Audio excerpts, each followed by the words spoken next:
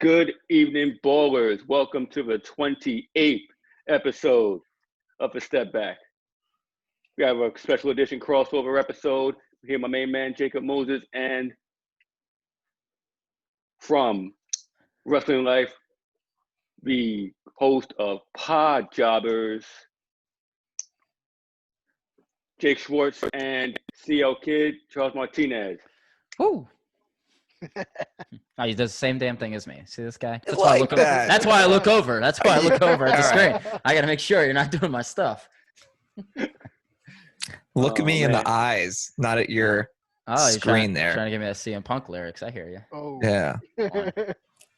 Ding. The self-proclaimed Heat Celtic fan or Heat fan. We're trying to figure out what he is.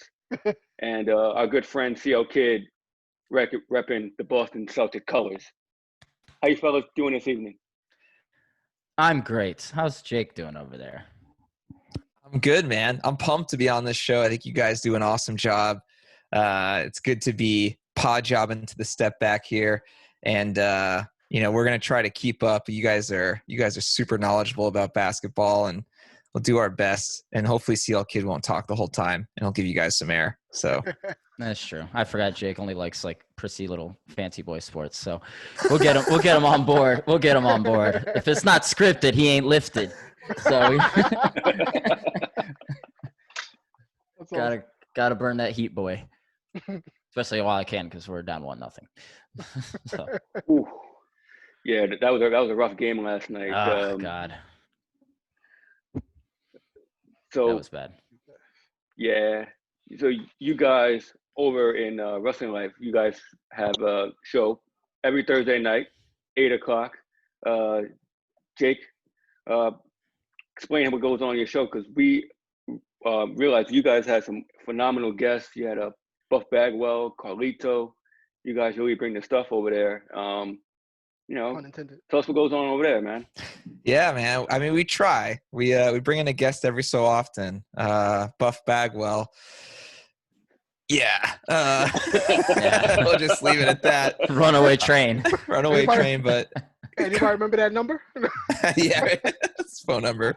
I'm gonna blow your fucking minds. That's what he kept saying over and over and over again. 1,000 times. We like to talk, a lot about jobbing. That's why we're called PodJobbers, and we talk all things wrestling, and we have a good time. Recently, we've tried to add some other things to kind of reach a wider audience and talk some pop culture stuff. Credit to CL Kid for that idea. So you'll see us talk about different things. We talked about best show tunes last time, and we always have to keep it fresh. Sometimes we talked about basketball as well. So, we try to keep it cross-functional and entertaining. So, yeah. Yeah, man, I'm a big fan of you guys' show. You guys really do an amazing job over there. Appreciate that. I always bust out laughing, and you're missing a third member from your group, good friend Brett. I think he's a Buck fan, so I could see why he would sit out this one. Yeah. He went back home just like them. Because the 305 took care of business. Bucking the trend. But, we miss you, beautiful Brett. Yeah, man. Shout out to him, because I know he's crying in the corner, but he gonna cry in the car. Hey, he in his defense, corner. He's a new Bucks fan, so it's not like he's been he's just new to getting into basketball, so he's not so hurt. Mm-hmm. But in a few years they start falling out like that, he'll definitely have something to cry about. Speaking of getting into basketball, CL Kid, you repping the Celtic colors. You see him strong. Appreciate it. Inglewood, Paul Pierce jersey. It's high school. I like that. Yeah. High school. Yeah. We're about to just stop your video there, because Paul Pierce does not fly on this show. I'll tell you what, Paul Pierce and Reggie Miller are my two favorite players of all time. They're also my two least favorite analysts of all time. So I'm like, oh, damn it. Isn't that usually how it works? Like, really skilled players are not that great as either coaches or analysts. But if they're like listening to Emmitt Smith, I can't like cross-court football. Like dude's brutal. Dude is brutal. Yeah. They assume everyone can do what they can do, and they're just like, well, why don't you just do a spin 360 double hurdle over the defender on the O-line? It's well, that's you're Emmitt Smith, and this is someone on the Lions, so a lot different game plan. Yeah, speaking of the Lions, I suffered a really, really rough week, so I'm gonna. You're a Lions fan. Try to focus. Yeah. Oh, damn. Focus off that. Yeah, it's been a rough week. Man. Don't worry, sir. I'm a Bengals fan, and we lost twice within 5 seconds. But you had Joe Burrow. We had Joe Burrow, yeah, but we threw a touchdown pass, got it pulled back for pass interference. So fine, we kicked the 30-yard field goal. We missed that wide right, and the guy fakes a cramp just to walk off the field with no shame. This team, and it creates ways to lose. They're like the only Lions, and that's pretty much it. Only Lions fans really know that pain. So can't empathize. Patriots are off to a winning start. Oh, fuck 12. Oh, that's true. Whoa, Cam. Well, we'll see how long Jake Schwartz is still a Patriots fan. I think the Chiefs are probably Buccaneers his team. are. He's gonna be a Chiefs fan within 6 months.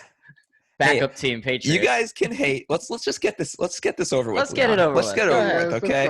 So I like two teams in a couple of different sports because my dad grew up in Boston, and when I was born, he stamped me as a Boston fan, but I also wanted to root for where I'm from, which is Florida. So I have rooted for, in all sports except for football, both teams. So Bruins and Panthers in hockey, Celtics and Heat in basketball, and then Red Sox and Marlins in baseball. Now, I don't root for the Dolphins in football because the Dolphins and the Patriots are in the same division. So he told me I couldn't do that. So I listened to him, and I just chose the Patriots purely off of colors of their logo at the time. And I think the first two seasons I watched, they went like a combined 7-20 something. They were terrible. So, so I've been dedicated to all of my sports teams this entire time. I grew up rooting for the University of Miami too, because he went to law school there. So, nice. I get it. Having two teams is weird. It is weird for me, especially right now, because the Celtics are playing the Heat. So it's kind of a win-win. But growing up, I went to Heat games a lot more often than Celtics games, so I do have a stronger connection with the Heat. That makes sense. But it's just one of those things where your backup team can't usurp your top team at any point. I cheer for the Magic. I got season tickets. I go all the time. I'm always there, But they play the Celtics. There's nothing good about the Magic. I don't go like, well, at least you lost to the Magic because it's like a team I kind of like. I leave pissed. So, for you to pick and want the Heat over the Celtics, I'm gonna have to pull your fan card, man. That's like it's official. You're a Heat fan. Like you're no longer a Heat and Celtics fan. You don't get to make that decision. So Leon Tompkins, Jacob Moses, we will make the decision as a team. Then give me your vote. Give me that goddamn card. I knew it. You gotta suffer. Yeah, man. It's a double-sided card. It's kind of like me. I'm a KG fan, but I gotta stick with the Knicks. That's home. I'm from Queens. Grew up born in Brooklyn, raised in Queens. I've been suffering, from God knows wherever, but we'll get back there one day. Yeah. Now I gotta watch Leon be happy, and I don't like that. Wait, Leon, who's your team? The Brooklyn Nets. I thought so. Steve Nash led. All right. That's Steve Nash led Brooklyn Nets. You mean that personnel. Mm-hmm. Not wrong with that. That's a good fit, man. It's a good fit. It is. It's like it's jumping the gun a bit on him, but I think he might help. I don't know if it will happen, but he might help Kyrie move the ball in transition a little more. Because when he was on Boston, he would just come to the half court set and fuck everything up. So I'm like, and I love him, but you know what I mean? It's like, dang, man, Horford's right there. Yeah. And watching Kemba already go farther than what Kyrie did, I hope this lights something under Kyrie to, push his ass, because he's not going to talk down to Steve Nash. What are you going to tell him? Mm-hmm. Yeah. Steve Nash has definitely earned some credibility. Kyrie's got to put that ego aside. Mm-hmm. I don't think he knows how to. I think his game is suited for an ego style game. It's kind of like Iverson going to Denver. Like they just had to take turns scoring because they couldn't transition together. They just had to keep doing their individual games. Mm-hmm. But we'll see. I mean, as long as it's not the Lakers, so I'm fine with that, I guess. Wait, is that our first one? also goes well. I think so. But it Is also that goes what, well with what, the shirt. what do you got? Lakers counters? Oh, look at that. 2 No. for 1. No, my Ah, SummerSlam shirt. Oh, man. Right Yeah. down through He the just got wire. his SummerSlam Even his through the phone onto wall. the desk.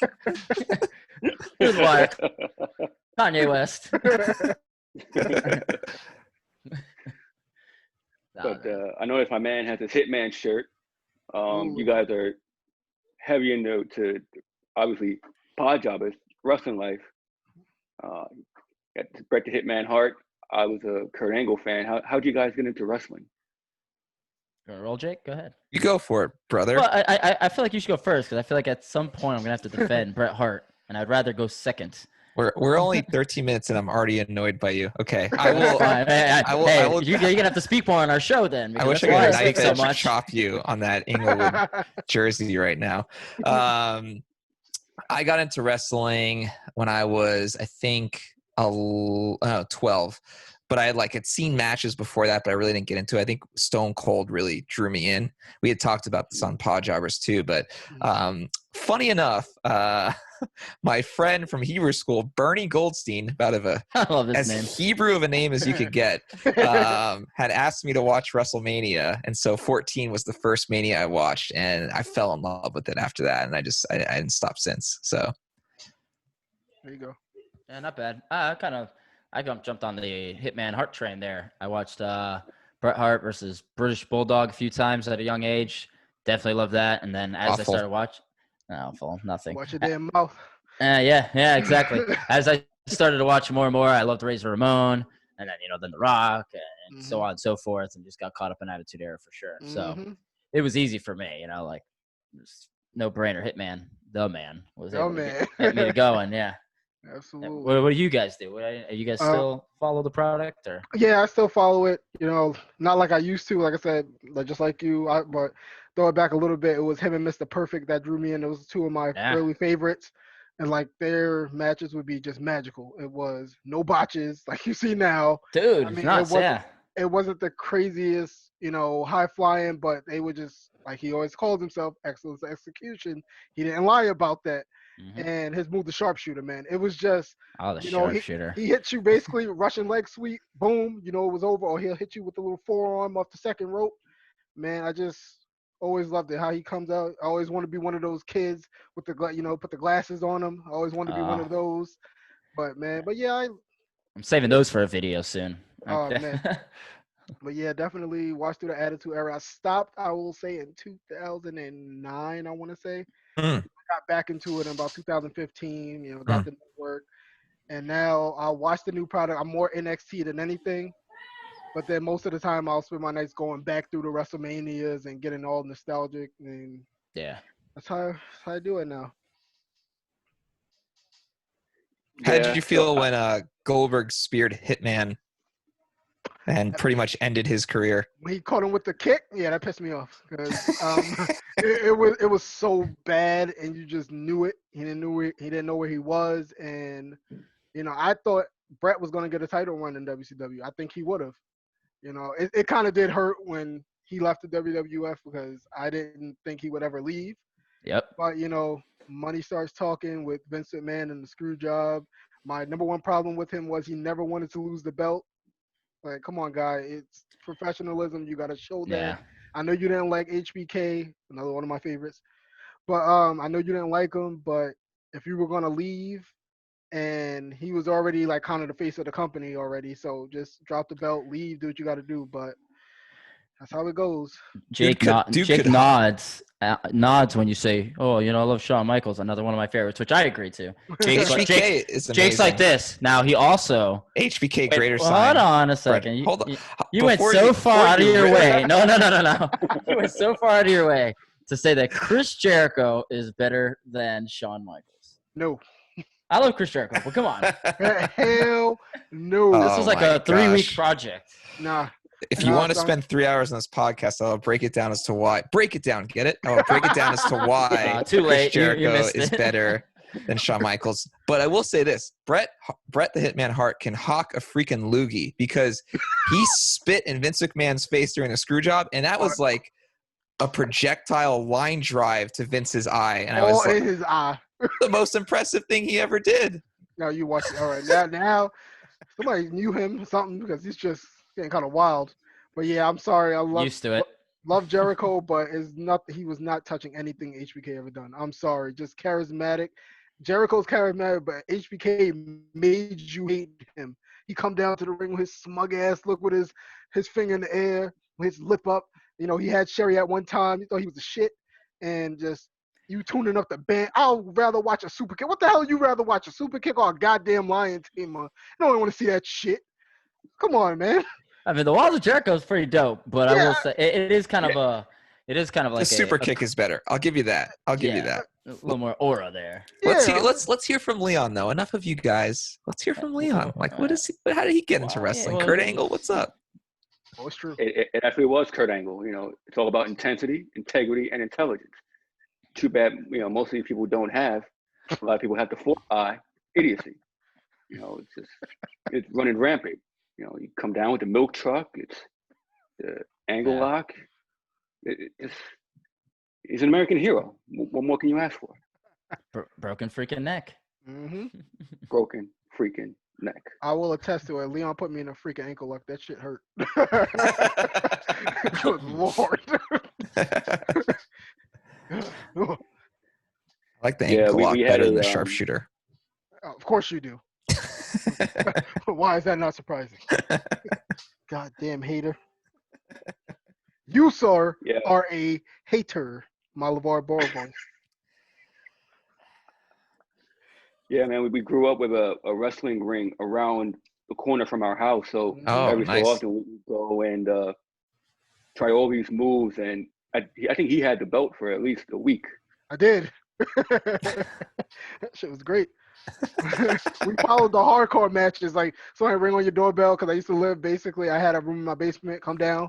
Somebody come down. Hey, Jack, what's going on? I'll get my ass kicked. Take the belt. It was fun, though. It's a 24/7. 24/7, boy. 24/7 title. 24, 48, 360, whatever the hell, Brian. R-Truth. Now he is elite. I love me some R-Truth. Oh man, he's underutilized. Underutilized. Now he's justly utilized. If he's used too much, it'd get corny. The amount is so perfect. Every time he shows up, you want more. But if he gave you more, wouldn't be as good. Give him the belt one time. Just give him like a week run. He could drop it a week later. Just give him the belt one time. I mean, you can do that nowadays. They don't got too much going on. Dude's 80 years old and he still wrestles better than 75% of the organization. That's true. Mm-hmm. So, what do you guys got for these NBA topics here? Right. So you got some. So what goes into with like personality? You get sell jobs, heel face work. You know, we left off last week looking at the Toronto Raptors and how they exited the series, exited the playoffs. Kyle Lowry, good face. Yeah, I mean, you know, he had a good game 6, led to game 7, and that game 6 was really, really wild. But what do you guys make of Kyle Lowry? You want to start here, I guess. Kyle Lowry, in terms of heel or face, I mean, you guys put him as face, right? He has to be face. He's the leader of the team. He was the leader of the team when Kawhi was there. Kawhi was just a closer. I think Lowry, it's the only knock on him is that he's not the guy every night. But that's not the way that team's built. Siakam didn't show up. And not that he didn't show up. I mean, you look at Anunoby and him. Those guys, they're not used to playing against guys with length like Tatum and Brown for the entire game. And then a defensive ball hawk like Smart. And then even Wanamaker was playing good defense. So it's just like one of those things where the matchup just wasn't good. I don't even think they were going to be capable of beating Miami for the same reasons. I think Jimmy Butler would have took out one of those guys for sure. And then just to help defense from Bam. The team's just a bunch of shooters. They need that one extra piece. It's not because they're bad or Lowry's not good, because he played great, like you said, in game 6, and he pissed me off. But like, he's definitely a leader, and he hit a lot of big shots, and not just the last shot, you know, that you're probably going to show here, but when he hit the shots earlier in the game from stepping in on the 3 around the going over the screen about 3 or 4 times just to even keep him in the game. So, you know. Got a nice defensive play by. Yeah, we'll pick the action up. Oh, you picked the Tice. Yeah, is it the Tice Yeah. head dunk? Yeah, that's mouse in the house though. You got freaking Lowry trying to post up against Tice. Tice gets behind him. That's bad defense, but he's undersized. And then that's a terrible shot too. And Van Vliet actually did the same damn shot on that right side at the end of the other game as well. So poor shot selection, but they don't have a guy that can create. They're a team that moves the ball, and at the end of the game, that's kind of not a great thing, just like the Bucks.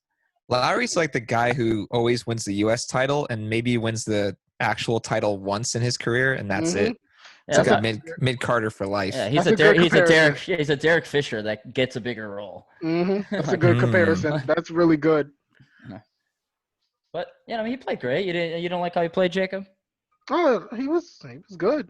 I mean, I love his game. He's tough. He's Philly tough. So you always gotta like those guys. They don't take shit from anybody. He's always the one to get in and take a charge. You gotta love that. And just a strict leader. I love leaders. As a Knicks fan, I don't know what a point guard is anymore. So it's just like a distant memory. Oh, you might get that Chris Paul though. Yeah, we'll CP3. We'll see. Ageless. Yeah. Give us 2 years. He's got a simple ball handle type of game. He doesn't need to blow by you. That's it. Mid-range god. Leon Tompkins there. You got your Nets thing going on. I remember the last time Lowry was complete trash in the playoffs was against you guys, against the Nets. Lowry was terrible back then in the playoffs. He's grown a lot. Yeah. Yeah, he took the Deron Williams route, kind of disappeared. But I have that jersey. So sad. Damn.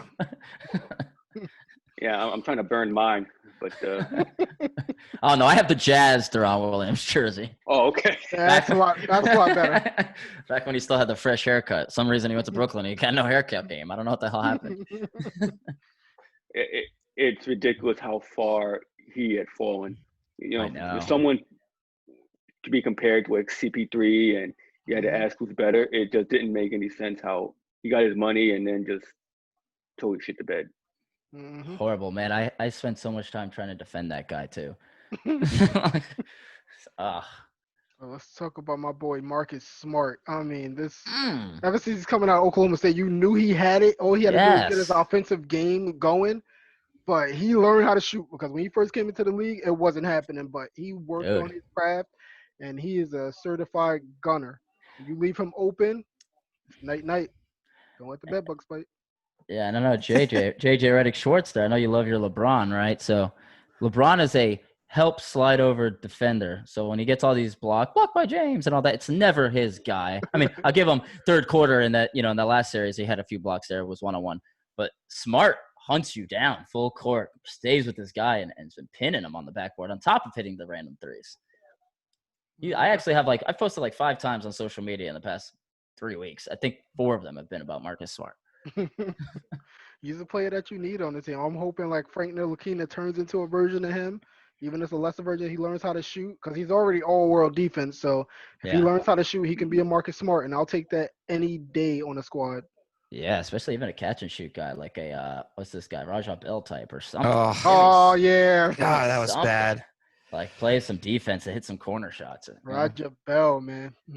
Hey, Kobe almost wanted him on his team because that's how annoying he was. I think it was that turnover and the score there that shifted the game for the Raptors. That was huge. That game was great, man. That whole series was great. It was. Obviously it's heartbreaking, some of it, but that Lowry shot, that bastard. Yeah, he got on the ground, he smacks the ground. Yeah. And this Tatum 3 was just out of his world. I didn't think he had a chance. Oh, me neither. And then you see him try to replicate it in the Heat game with the little left side step back from the elbow there, and he leaves it short a little bit. I don't think he needed to do that. I thought he should have blown by and tried to go for the mid-ranger, but damn you. But Boston needs to learn how to close. That is their biggest issue. They do not know how to close games. Like Miami, they had the game. All you had to do was keep the pressure up. And look at that Duncan Robinson or that Tyler Hero 3 was kind of a prayer. I mean, I'll give Jimmy Butler. He had that layup was all muscle, and then obviously the corner 3 hit was clutch as well. But Boston's issue is that they have too many guys that they don't know. They want to go to a certain guy to close the game for certain situations. You notice if they need a 3, they ISO to Tatum. Yep. If it's a tie game, they go to Kemba because he can burn the step back on the mid range. And then it's like, if Brown's hot, they want to go to Brown, but at the end of the game, they know he's not a pure shooter. So you got to go with the other guys, but they're not hot. And then it's just, there's too many options, and we need to just narrow down, Chris Bosh, Leon Tompkins. Do you remember when you were on the Heat and you had to like just be like a corner shooter? Like, that's, we're trying to learn the team. Oh no. Yeah. Yeah, you're trying to turn me into like Kevin Love and just know your role. And I'm a star, but I'm going to sacrifice. Star. Yeah, Chris Bosh actually, to me, other than KG and Paul Gasol at that time, he was probably the third best footwork in the game for big men in Toronto. He also was humble. Yeah, he let LeBron and D Wade do their thing. Mm-hmm. You know what I mean? He was a little more dinosaurish than Tompkins here, but either way. Yeah, it definitely had a little more meat there. Oh yeah, Raptor boy. Can take a look at here at Game 7. Oh no. Oh boy. Another classic. Oh yeah. What hurt in this one? Kyle Lowry picked up his sixth foul. Mm-hmm. But I mean, Boston had a huge lead here. Look at Tatum with the 25, 10 and 7, looking like Kobe. Barbecue chicken. Dude, Tatum on that hesitation, left to right hand going towards the hoop. It works every freaking time for him. Mm-hmm. And then this jerk had to go ahead and score. Keep it alive. But look at it. Hey, you know what? One thing about Jaylen Brown, though, like, he was working with T-Mac in the offseason. It definitely shows, dude. Oh, yeah. It shows. His little, like, pickup, one step, like, semi-carry that he's been doing into his mid-ranger. It's pretty. He, like, gathers with the T-Mac head down. Mm-hmm. Oh, here's that terrible Van Fleet shot. Yeah, this was on Grant Williams. I'm like, what the hell was that, dude? That You had, like, good. 8 seconds dribbling around. I know we didn't see the whole clip there, but I'm like, just move the ball around. You had Smart underneath the basket with Siakam. That was great defense. This is my guy Kemba right here, man. Clutch. That's right. He should have been in the Knicks, but I'm glad he didn't. Yeah, I thought he was coming home, but your Knicks didn't want him. Yes, they did. No, they said once they said what's his name? Damn it, the owner. Oh, James Dolan? Yeah. Dolan, yeah. Dolan said, he's like, if we can't get Durant, we're not going for any mid-level stars. Yeah, he's a damn I'm like, eek. Yeah, like, you got to start somewhere, dude. Like, yeah, he doesn't believe in that.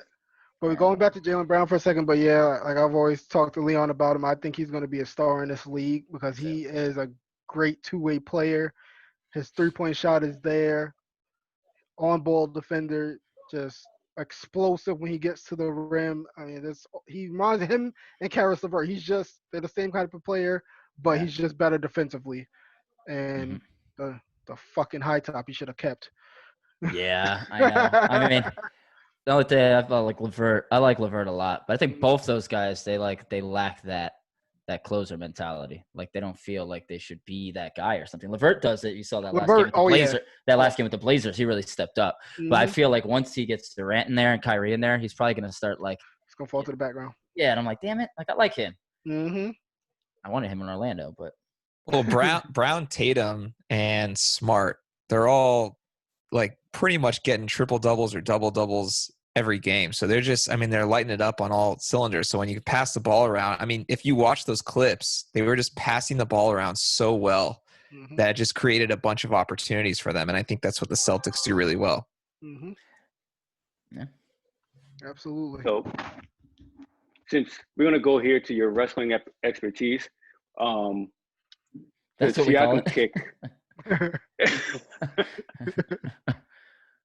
The super kick by Siakam to Tice. We're going to show the clip here. We got the clip. Yes. The clip. Okay, good. I want to see this. Wait, is he tuning up the band yet? All right, here we go.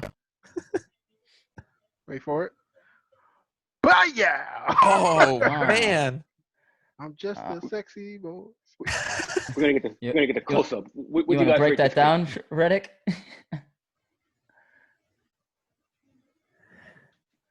Turn it up. Oh, boom. A little bit. You see, when you have two wrestlers in the ring, you got to account for both of them, right? You can't just hit the move. And so what he did there is he basically faked forward and then launched the super kick, as you can see, hitting him in the chin. Now, it's a great sell job. You usually don't see good sell jobs for the super kick. And here it's just beautiful work. Yeah, there, fake to the other guy. Boom, right in the chin. And the ball leaves his hands. Oh, I can't shoot. Oh, my eyes. They even get hit in the eyes. His eyes are hurting. I mean, just fantastic sell job. Shades of The Rock. What about the slightly different take that if it's almost kind of like, the first SmackDown versus Raw game where you could finally like reverse on a niche, almost like the Batman games, where it's just like he went for the running Triple H on one guy, but then he hit the reverse before he hit the button, and he turned and hit the super kick reversal, stole the finisher, and then he spared it up, gave it to Draymond Green, who then hit the stunner low blow on. You're right. That was like a video game move. Yeah, I don't know how that's physically possible. To the opposite foot. I don't have the hips for it. Can't break it down. Oh, it's gold. Gold, Jerry. Gold. Jerry. I don't know if this group is into the Seinfeld thing. Leon is. Ah, nice. Oh, nice. That's his shit. Oh yeah. It one of the most classic shows on television. I mean, who takes a trip out to the Hamptons out of spite? Right? We can keep going. Slippery repeat. George would do whatever it takes to drive a point home or keep a lie up. And his famous quote, remember, Jerry, it's not a lie if you believe it. I watched that episode on the way back home today. I've been putting my phone on my dash and watching Seinfeld while I drive down the highway. Probably not safest thing. Probably not safest thing. That is not safe. Listening to I'll the do audio things in this is car that one you have no thing. clue. Yeah. You want to see me make a left turn from the right lane? I can make a right lane. So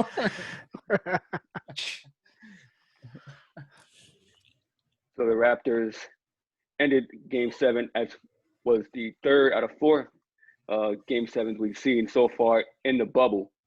We're going to go a little later into the Clippers and Nuggets, who had their own Game 7, but we're going to dive into the Heat and the Celtics. I don't know if you guys have a running bet going, but Heat You are can up, switch at any time. 1-0. I don't know what the hell to do. I think the bet is what team will I wind up rooting for in the Yeah. end. The winner. Oh, the Celtics won. They're my favorite. There you go. My teammate. I told you. But in all seriousness, I mean, I think this is like, obviously you guys know more about basketball than I do, but just seeing the way both teams play, it's such a good matchup. I think we're going to get another series that's like the Celtics-Raptors, where it's just a solid back and forth. No, there's not one like superstar. I mean, I guess Butler is becoming that, but really both teams have such a deep bench too. And it's going to be, I think that first game being an overtime game, we're going to see a lot more of like, 2-point wins, 1-point wins, overtime games in this series. So I'm really pumped. I know I'm a little biased towards both teams, but I'm really excited. It's going to be good. It's This is one of the teams I fear the most. Mm-hmm. Miami. They always beat us. Houston and Miami are two teams that have no business beating us. Not to say that Houston's not good, but the matchups wise, and yet they always beat the Celtics. I have a question for Leon and Jacob. Yeah. So in PodJobbers, like 3 or 4 weeks ago, I called the Heat and I was made fun of because they don't stand a chance against the West. So do you think that if the Heat were to beat the Celtics, they could beat either the Lakers or the Nuggets?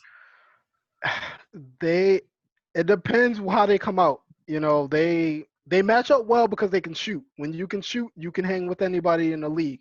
And I will say they can hang about 5 or 6 games, maybe 7 against both teams. But with the Nuggets, they're just as strong. Is Dragic going to be able to keep up with Murray? Because Murray can drop 50 on you as well. Gary Harris might be the X factor because you know what Jokic is going to do. You know what Millsap's going to do. If you get anything out of Porter, yeah, you might be, but I think Jimmy might toast his ass anyway. But, but yeah, let's just be real. But yeah, honestly, the Heat, they have a chance, just like anybody else. Nobody gave the Nuggets a chance. I said in 7. You're damn right.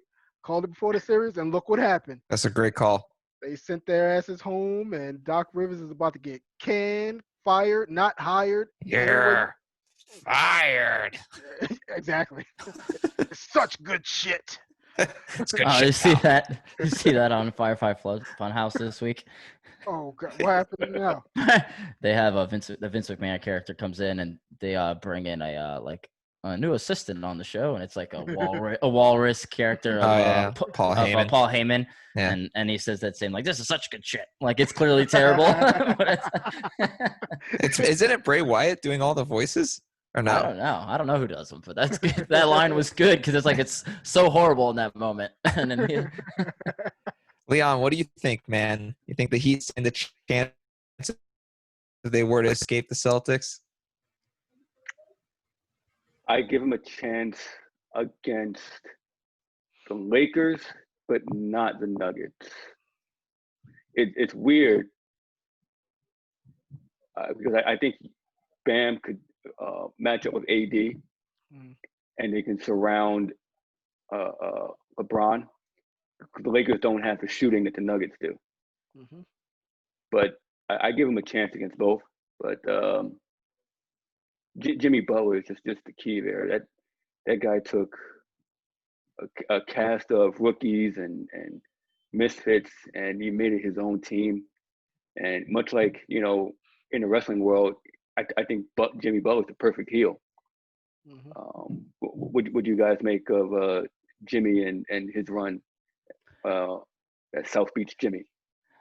I'm loving the run. I think I didn't give you any crap for the Heat having a chance against the West. I didn't think they had a chance against the Clippers because of how many wings they have, coupled with point guards that can move the ball a little more. I don't think that the Heat match up perfectly with the Lakers because it is shooters cancel out shooters, and I think LeBron cancels out Jimmy and then some. AD is a little more to handle on a day-to-day, a game-to-game basis because Bam likes to play from the paint and deep, and he likes to play from the paint and out. So I don't think it matches up as well. I think they could definitely beat the Nuggets. Porter Jr. would probably actually, without Will Barton, if they had Will Barton, I feel like they'd be a lot better off. But without him, you're kind of stuck because Tyler Hero plays good enough defense, and Bam plays good defense, and Jimmy's Jimmy. But the other thing is Jimmy only scores about 20. Hero's playing out of his mind right now, though. If he keeps this up, I mean, but what Hero's not the point guard. I mean, you look at the Celtics. It's like Kemba Walker just had one of those poor ball handler days. He was dribbling left to right more than up and down. He was just taking a bunch of bad shots. It's one of those things like when he corrects himself and he starts going to the basket, Duncan Robinson can't guard him.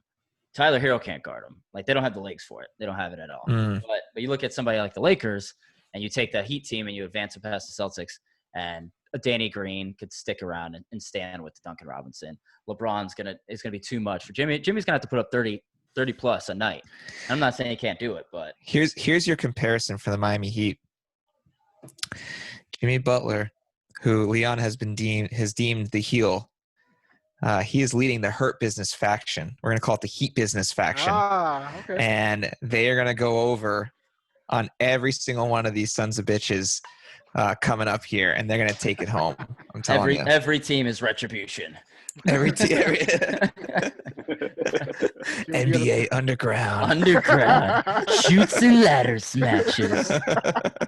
Welcome to the Oklahoma City Thunder. Bombs, slides, stripper girls, baseball guys number 17 in the background, full court suicides, Hitman heart shirts, and more. Now 17. Oh, we got a Heat Celtics clip. This is great. There we go. Yep, this is it. This is the Tatum left to right. But see, this is not the block yet earlier in the game. This is when they should have closed the damn game out. Yeah, but look at this. Freaking, he loses the handle. He starts going left to right more. He does a step back and hits the floater. His best shots are the step backs. If you see, he did the same thing to Tyler Hero. And I was watching this with my girl, and I'm like, this is a prayer. This is luck, but whatever. He cashed it, dude. I was like, clutch. I was watching this with my girl, and I was like, they can't handle Kemba when he's going towards the basket and then hits the step back on him. Right there, he had him beat again, but he pump faked him because he didn't think he had him beat. Jay Crowder's a good defender. I like him, but he's lost some legs since he left us. But, this freaking shot. That's just clutch. Just clutch. I mean, you just look at – we outplayed them in the last 2 minutes. They hit every clutch shot, though. You know, but that's the he- game, man. This call. Here's the point in the Oh, game. this was like, I'm like, oh, thank you, Lord. I'll take it. Well played. Yeah, Ugly Marcus bounce. Smart, Kemba Walker. They had to run that play against Toronto Oh, with no luck, but this lazy step back. Mm-hmm. He doesn't have the form for a deep three. No. He's got to be right up on the line. He takes this with the lazy left step. I know he thought he could just get away with having the space and taking the shot, but I didn't like it. Oh, the step back. You can't guard it. That is one of the Can't guard most it. prettiest freak. I swear I'm gonna Dude. like. I just love practicing in that. Dude, I do it all the time. It's unguardable if you have speed because they're so afraid of your three, of Mhm. your layup. I mean, so Because it's like a hard step back. It's not like a soft. Yeah. He just yeah, boom it's and just, just. You know who started that? Paul Pierce, baby. Anyway, anybody ever saw his high school dunk contest? Go watch that. You went for a comedy show? I did watch the high school dunk contest. This was back in my watching every dunk contest ever. Paul Pierce is the face that runs this place. All right. You need to sit his ass down. He is one of the best mid-range players of all time. But No, absolutely. he is heavy and overweight and very slow, yet it still worked. Oh yeah. He big showed it up. He definitely was the truth. Oh yeah, I couldn't find my Beat the Heat shirt for this segment. Oh, like, damn it! It was perfect. And clutch. So, yeah, man. The Thunderdome. We see the league with the video board. This block is just wild. Yeah. Can we get another shot of that one? Because dude, I don't know what do it again. Tatum does that a lot. Or he thinks he's just gonna go in and dunk on people because he's gotten away with it on a couple guys. But you're doing that on small forwards. This is a pure big. That was just with the wristband. Who Look was at- it that look had at the the block? Who had the block where it was in the hoop and he blocked it out? Roy Hibbert and Melo. Yeah, I remember Hibbert. Yeah. The Good Lord, Pacers. it was in the damn basket. Dude, and with the wrist breaker. I was like, he honey dipped blocked you. Yes. He took it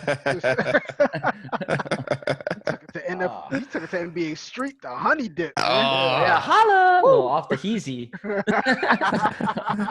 Off the shoe of Prince, Dave Chappelle. That's a pocket pass. Computer. And right here, Arlene Picky. Right here in the end, Tatum actually gets the three off, but he falls on the ground. I thought the Heat should have fouled him while he was on the ground. Now let me get the shot off. I'm very surprised they didn't do it. Bro, look at that field goal percentage, dude. He almost hit 60%. Yeah, I don't think Spo is a fan of the late foul instead of because I don't know if that's definitely the case because I've seen him do it also, but I know early on in that LeBron era they had a few times where they decided not to foul. So I don't know if he's sticking with that concept. But are you guys pro foul in that situation? Absolutely, especially he's on the ground. He can't get up. Yeah, he's on the ground, but in a normal situation, are you pro foul? It's a really ticky-tack league. So you get a lot of guys now. The step back gather is almost like a part of the shot. So it's very easy to step back, get fouled, and fake it. You're it's a lot of divas now. That's true. Pisses me off. A lot of divas. Total divas. Brought to you by the NBA and Tissot French watches. Do you guys notice I don't know more than you, but it seems like there's a lot more threes being hit nowadays than there was. It's a lot more threes being taken nowadays. This is an 50, offensive game now. 63s in a game. Like Houston, they chuck them up. Dude, I can't stand that those stats. Oh well, Steph Curry's great, but you know what I mean. Steph Curry has hit already more threes than everyone ever and all time combined, and it's Steph Curry. I was like, can you imagine a guy now? This is Steph Curry. Steph Curry he wasn't big right out the gate, once he got some other guys like Clay and those, that's when he started getting up there. But can you imagine a guy like Mark Jackson on the Pacers team pulling up and taking deep ass threes and missing 2 or 3 of them? He'd be benched. Would have been on the bench. You don't get a chance to miss back then. But the game's so we'll make it up next play on offense, not on defense. We'll make it up on the next play. So it's just you can hoist any shot you want, and it's not going to be defended. No defense is really played until the last 3 minutes of the game against a half-court set. So it's I hate stats because everyone tries to throw these stats at me. I'm like, Jordan won tons of scoring titles. And some of these, he was one of the lowest three-point shooting attempt player in the league. Yeah, he still won scoring titles. He was mid-range. He was mid-range and getting into the rack. And that was the game back then. That was the game. I miss it. I'll take a Richard Hamilton mid-ranger. Oh, yeah. Oh, God. something. Nah, Richard Hamilton was that dude when he coming up those curls. Yeah, man. he's the last curl mid range shooter in the league, other than DeRozan, but he puts the ball on the floor. But you know what I mean. Mm-hmm. I think the league is going to end up with a 4-point line. The Lillard, Trae Young, Curry, these guys like pull up from half court with no problem. I think within the next 3 years they'll have a 4-point line. Whoa. You like that? You like that idea, Jacob? I'm not a fan because it's not NBA Jam TE with hot spots and you get. I don't want circle spots and the no. Gatorade 4 circle and are the players going to be lit on fire as they're running across the court when they're scoring? You're gonna have to do the goaltending because that's the only way to keep the fire going. I can't rock with that at all. Just know it's a 3-point line. That's it. You hit from behind the 3-point line, it's a 3. Because it's just that's too much. Imagine as a defender, that's like so much harder now because you got guys teasing the pull up. You know how Curry does the hesitate and then flips it. You know, just the near carry, but he flips it over. You get a 4-point play, 5-point play. Yeah, exactly. He pulls up, fakes you, and then just hits the 3, and it's like, fucking, I gotta guard everything. Like playing defense from half court, it's nuts. Slam ball, bro. Yeah, get some slam ball involved. The trampolines, bust out those trampolines. That's where we're getting towards. We have another coronavirus epic. We're gonna be having trampoline MTV Jock Jams basketball. Oh, geez, I remember that. Justin Timberlake's draining it, the 60-foot hoop. Terrible. A swimming pool. Nelly was just owning every Jock Jam sport. Didn't matter. He's just going ham. They didn't put Cameron in there. That's why. Cameron, Killer Cam. Killer Cam would have went off on him. He can ball. Oh yeah. Oh well. He was too busy doing those, creating those memes. You know, flipper, slipper, Clippers and 7. His computer was puking. Exactly. That's what I like. We should make that meme where you take one of those mechanical LeBron memes or whatever they are, and it's like Jimmy Butler with the cigarette. Heat, beat, neat, sweet. Heat and 7 or something like that, and then just have Cameron underneath. This guy's spitting. That's a good one. I like the cigarette. That aids to the heel style with the loose mustache. Yeah, that he's got going on. Pooter stash.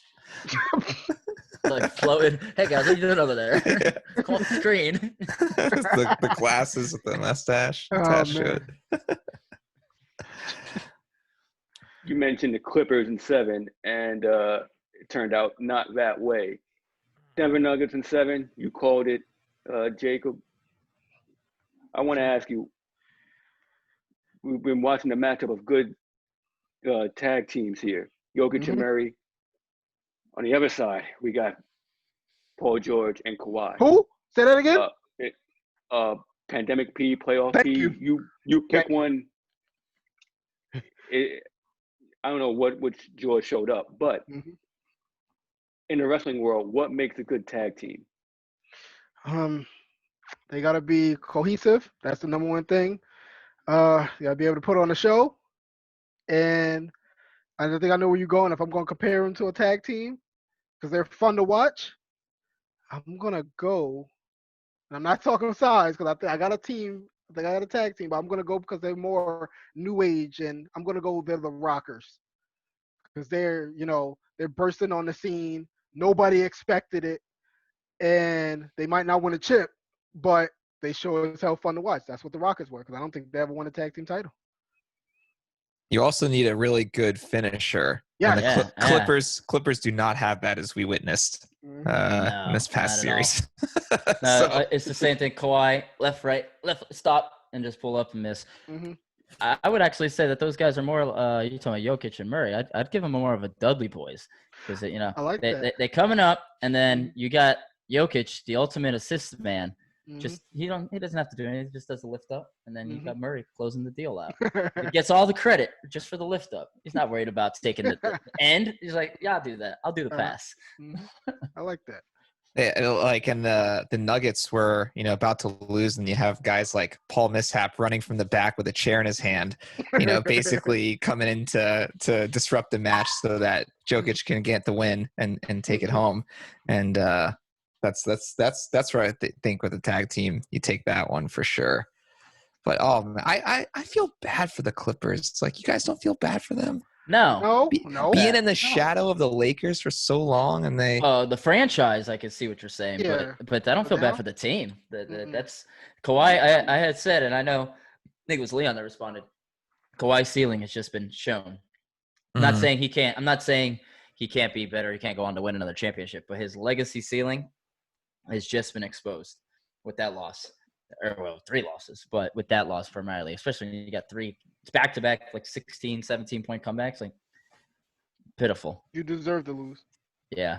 Oh, well, not my team, but Yeah. they were the best roster.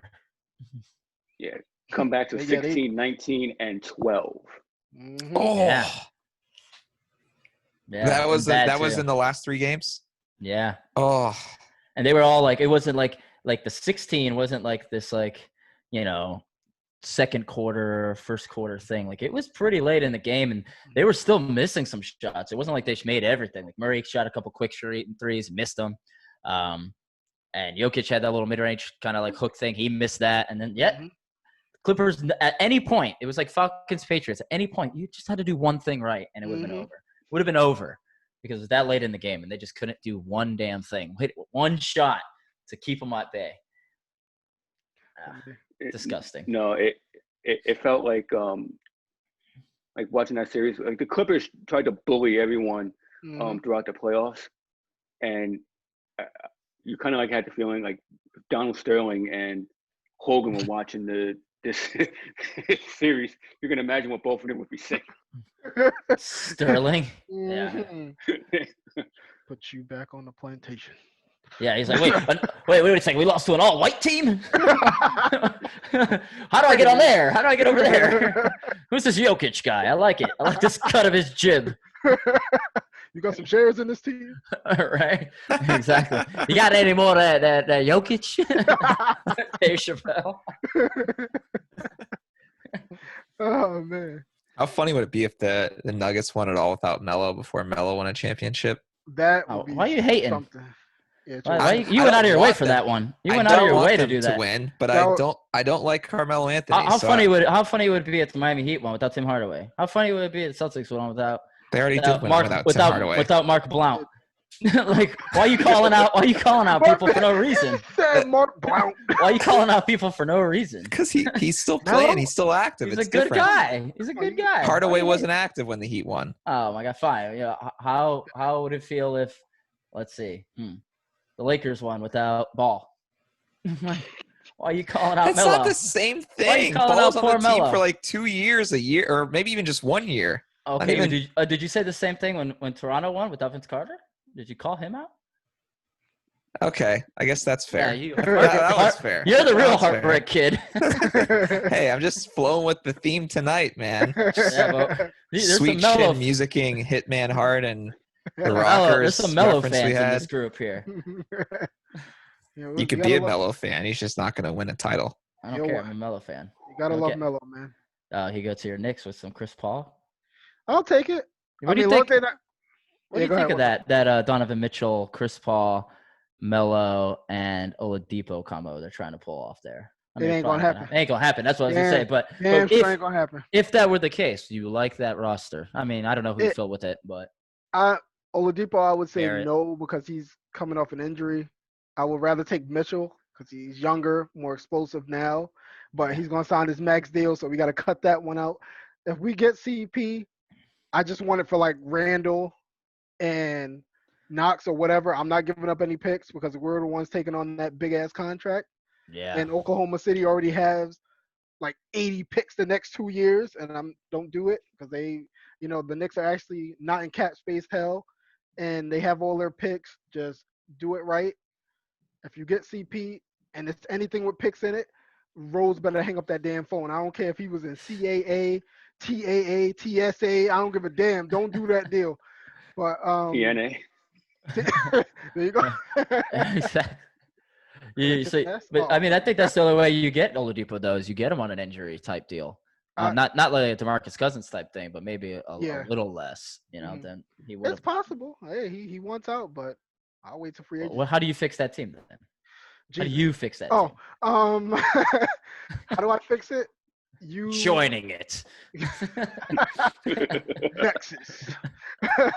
But no, we definitely to fix the Knicks. Honestly, you have to develop, and you see it with your Celtics.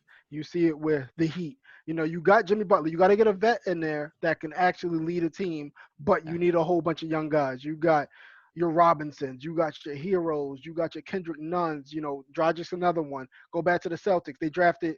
Anyway, Leon, I'm coming back to you because the Nets could have had Tatum, but they screwed that up. Anyway, Oh yeah, the Tatum. ultimate fleece. Oh Brad my Stevens goodness. was hoarding those draft picks like turkeys on Thanksgiving, What- dude. But that's What a smart. Danny Ainge fleece. Back-to-back Exactly. years. But that's smart. That's what great organizations do.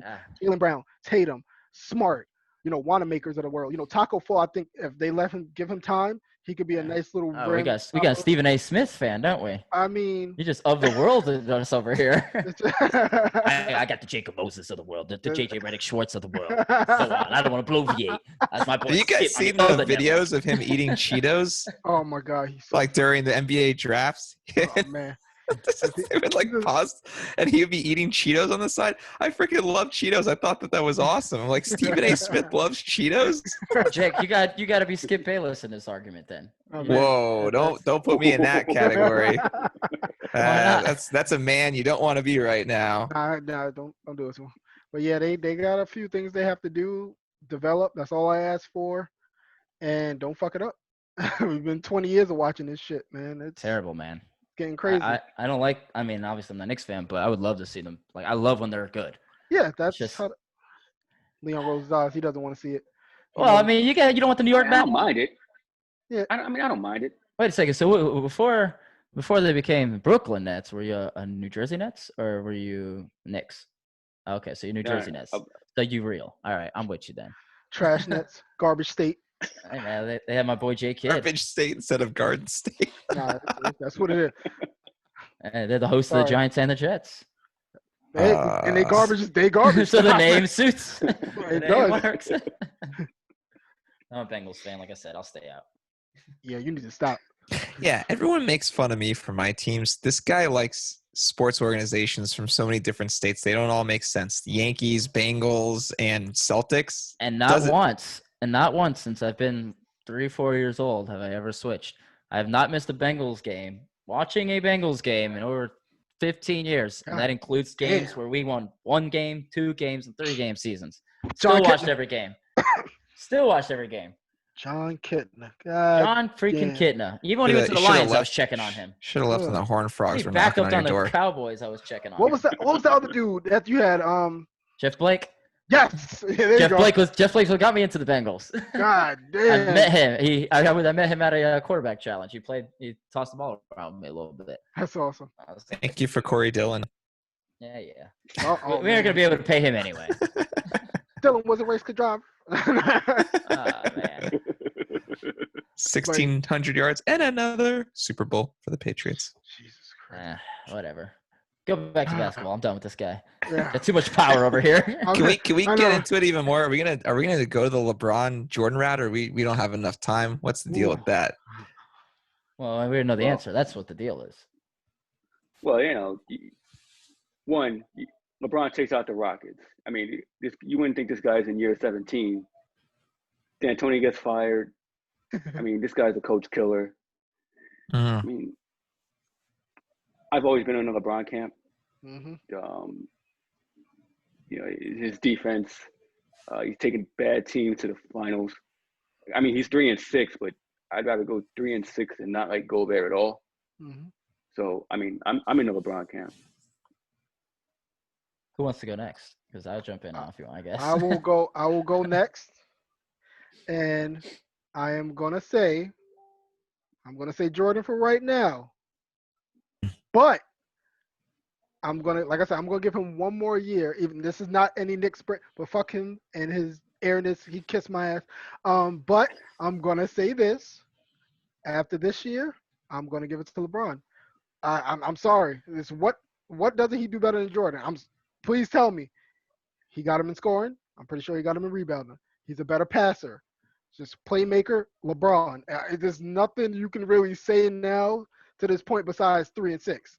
That playoffs, yes, he went to high school. He went to high school. We jumped into the NBA, but still, what good guy all around the court. What hasn't he done better than Jordan besides that 6th ring? And hey. Well, like you said, I mean, he's a better rebounder, right? He's got the size. He's a better passer, right? That's fine. But Magic Johnson was a better passer. Magic Johnson was just maybe a better rebounder as well. But he's no Jordan. And the difference is it's not what Jordan can do compared to LeBron. It's Jordan can do the one thing that LeBron can't do, and it's just rise up and be the freaking best. LeBron, coach killer, sure, in this day and age because coaches move a lot quicker than ever. But Jordan is the Hall of Fame killer. Every legend that he's rolled through. And on top of the fact, there was never a time where you had to look back at Jordan and say, well, he lost because of himself. LeBron with the Celtics games where he folded and cashed it in for Cleveland. LeBron against the Magic, even with that shot they always celebrate where he hits the game winner on the luck key that he turns around and celebrates like he didn't think it was going in. LeBron against Dirk Nowitzki. LeBron against the Spurs. And I know that Spurs team was stacked and his Cavs team wasn't. But just like I always bring this up on our podcast when it comes up with LeBron, just like Dwight was built around here in Orlando to suit his game, LeBron was built around in Cleveland to suit his game. Remember, it wasn't when Jameson and Shaq trade came up. Prior to that coming up, LeBron was complaining they needed a point guard, so he wanted D. Will. Before he got him, they were ranked the number 1 team in the league and considered the title favorites already, and LeBron was still looking for trades. After he got those guys and lost nobody, they complained he had no help. Even though prior to that, he was the best guy, and he was just supposed to carry the team anyway. He didn't have help. Okay, no. So take this, right? Regardless of what he said, he did not have help. Okay, so Hedo Turkoglu, okay. Rashard Lewis at that time, not Seattle Sonics, okay. Rashard Lewis. Okay, there we go. Okay, right? Rashard Lewis, Hedo Turkoglu, and this was Hedo Turkoglu just before he left to Toronto, right? Sideshow Bob. Jameer Nelson, hold on. Jameer Nelson, who at that point was shooting his worst shot percentage that they had to bring Ray for Alston from the injury. Right? Jameer Nelson wasn't good. Okay, no, exactly. This is my point. These guys, good or not good, were designed to help the Magic around their star. They didn't want a Kobe type or someone like that is like a Michael Redd. They had a chance to get Michael Redd. He's the best player of all those guys I named. They didn't go for him because he doesn't fit the structure of the system. LeBron wants guys that play defense, 3-and-D, stand in the corner. A Pavlovic, a Damon Jones, a Mo Williams. Like Mo Williams didn't play defense, but he was the guy who shot in the corner. But he shot in the corner a lot. See, this is the flaw in your argument. He wants a pure rebounder. He wanted Fairjow. He wanted guys that clear out the space because LeBron can't shoot on his own.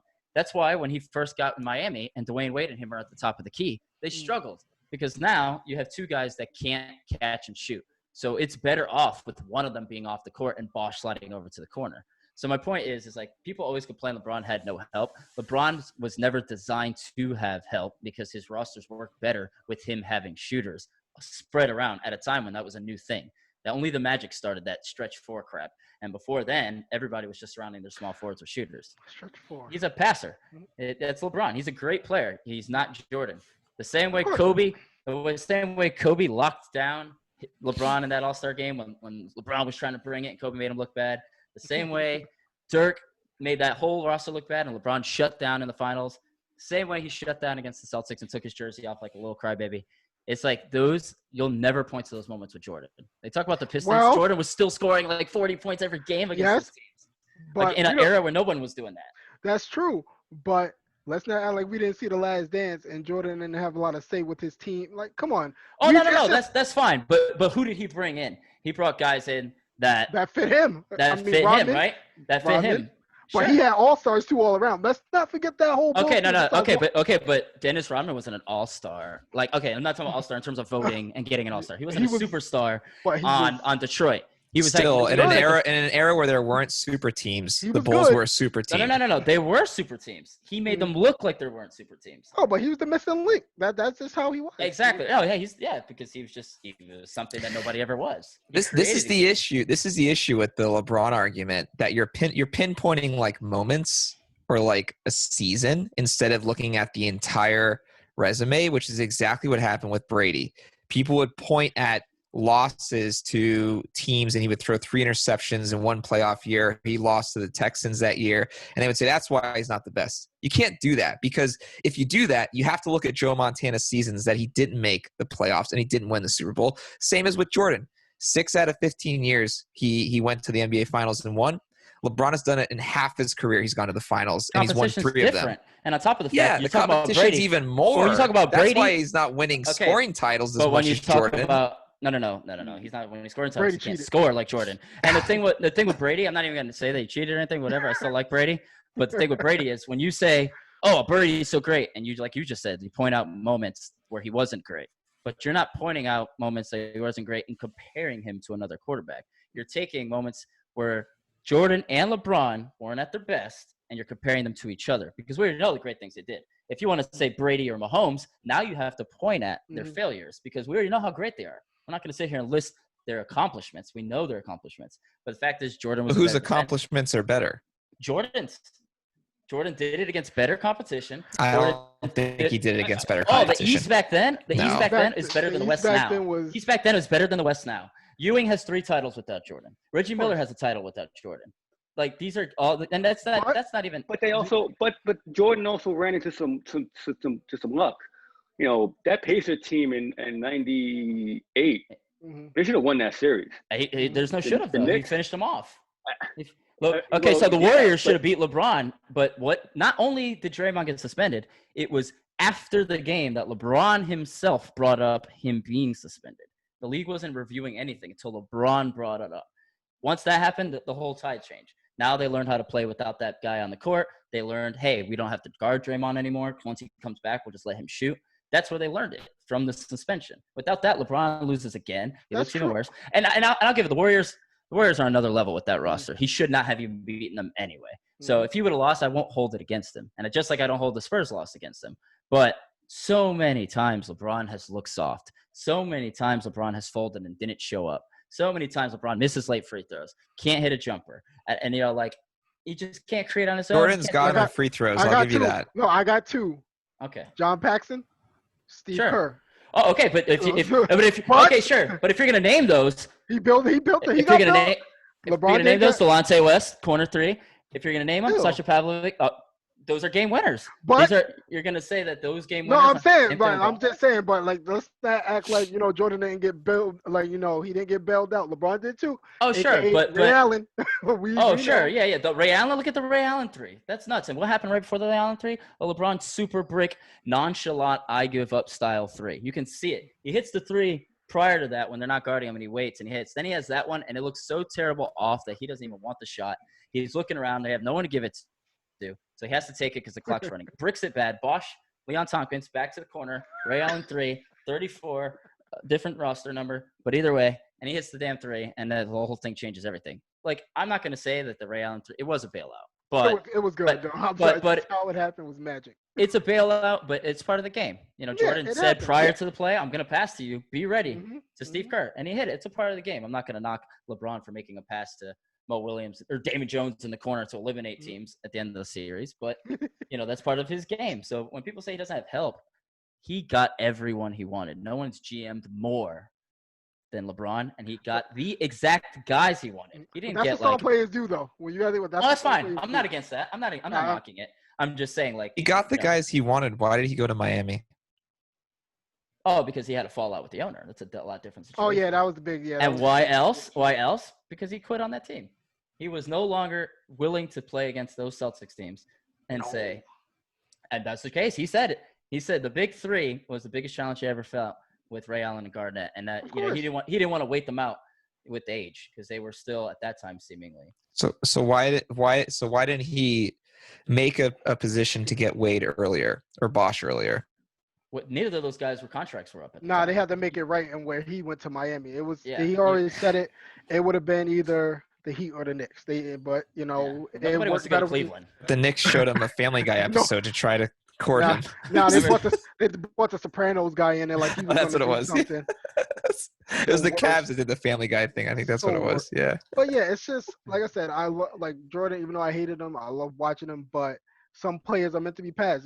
To say that Jordan will never be passed, that Dude, we're watching it in front of our eyes. Like, even though it's 3-6, but I'm looking at the player and the accolades. You know, it's when he's done. Like I said, I'm gonna give Jordan. I'm gonna go back. I'm gonna give Jordan until LeBron's done because he's not even done yet.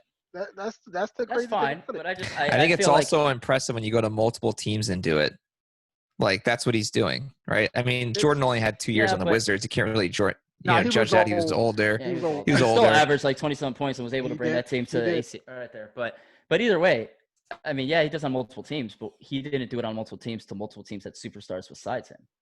But this is the era. You can't fault him for that. No. That's the era we're in. No. Where you have to have a super He team. created that era. He created that era. No, the Celtics did. No. The Celtics trading for Ray Allen and bringing in KG, they brought in veteran players. LeBron decided to get 2 other superstar upcoming players and bring them to his roster. What did he do? Kyrie didn't want to play with LeBron in Cleveland, but then they brought Kevin Love, another superstar who was double machine at that time. Brought in another superstar. He became a non-superstar because he had to be relegated to a corner shot because that's what LeBron does to you. So it's like he can't have the lane clogged, especially on the right side because he has to make the pass. But so it's the same thing. But no. I'm saying, but he's still a player you want to play with, though. It's like yeah, he's still a great player. But my point is, he never won until he had other high-level superstars on his roster, just like AD. They weren't going nowhere last year without AD. Now they got AD, and they're exposing the rest of the league. The Rockets went small without Capella. Let me ask you something then. Do you think if Jordan was on that Cavs team before LeBron went to the Heat, do you think Jordan would have brought that team to a finals? Again, no, because to the finals? Yes, because that East was weak. He wouldn't have beaten the Spurs, I don't think, because, again, the roster was designed for LeBron. You can't take one player out and pull it like Giannis. Giannis on the Bucks. I never believe in them. Why? Because Giannis is not a half-court player. And a half-court player is how you play in the playoffs. I said it 1,000 times on our show. He was going to fall like he always does. Exactly my point. Yeah, so what do you do with Giannis? You surround him with a guy like Middleton, who's a stretch 4-type player but plays small 4-type shooting. Then you get a bunch of shooters around him and guards who can pump fake and put one dribble down. Like, all those the white guards they got. I'm not going to go through the whole list, but they got a bunch of them, DiVincenzo and whatever. You know what I mean? Point is, that's what they do, right? That's how you build around a guy like that. You can't give him that Cavs team and expect Giannis to be doing what he's doing. He's going to average 30 points and not make the playoffs. Just like, look at AD in New Orleans. It wasn't until they had Drew Holiday and Rondo, who just went off defensively on the Blazers, to even showcase that roster worked a little bit. But without AD, that team's trash because they don't have the system that supports those type of players. But you go back to the Pistons as well. But you go back, let's like Jordan and the Pistons. They were like, okay, how are we going to beat this team? Oh, it's configurations too. My thing with that though is that you see that like it was a literal hack fest. Like, like that's not basketball. Hey, but you had to play around it. They had to figure out ways to beat these teams, and but he overcame them. He overcame them. Never looked back. Right. So it's just because of Pippen. Because I don't know. Oh yeah. Pippen was good. Pippen was good, but he was great. No, he wasn't great. You saw when Jordan left. And Pippen was there, right? Pippen put up a little more numbers, but Pippen couldn't close out games. Pippen struggled at every time in the second half of games, they would start blowing their lead because they didn't have a guy who can hit a shot and create a shot. Pippen's not that kind of player. Pippen's like a Middleton that can play amazing defense. He's one of those guys that every now and then he can have a nice play, but he can't consistently create. He couldn't play back to the basket that well. He was a little athletic. He had some spring to him, but he couldn't blow by you. And then he had the injuries. So, I mean, Pippen's good, but again, it was, it was a nice team effort with that Bulls team, but I'm not saying it's just Jordan because obviously, no, of course not. No, but Jordan never had a big man ever. I mean, you say Rodman can't score offensively. No, they had dudes that clogged at the middle. Winnington, Longley, all these bums, like they never had a big man. That's all you need, but you didn't need it at that time too either. But I think you didn't need it because you had Jordan. If you look at the other teams that had those same types of big guys, they couldn't overcome the Knicks. They couldn't overcome Ewing or any of these other star legends. Well, look at it this way. Looking back in the 80s and 90s, they didn't focus on the three-point shot. Yeah. Reggie Miller almost was the closest to taking him out. Yeah. LeBron had to deal with three-point shooters, guys hacking him. Well, LeBron had three-point shooters too. He had the guys to fit that style of game. It was never like his team was behind the trend, is my point. So the problem with LeBron was that he himself couldn't hit the shots until he went to Miami that second year and he started hitting threes for one season out of nowhere. But it was kind of like a Jordan thing too. When he actually with the whole Blazers thing, Jordan wasn't a great 3-point shooter until he. No. He Where the hell did that come from? He's just like, I'm just gonna do it. Like, cause y'all think I can't shoot. I'm gonna start shooting threes just to shut y'all up. Yeah, I'm like, it's that Drexler, man. And I love Drexler, but man, he made him look bad. Poor guy. and I think that we'll never know because the Rockets back then were a bit advanced in their offense because they were a huge 3-point shooting team. I mean, we'll never know if Jordan ever beat the Rockets. I don't think so. But which Rockets? The 95 Rockets? 94, 95. Yeah. I mean, Ellie, Maxwell. I love Mario Ellie with the kick shot. But Olajuwon is who was going to stop him?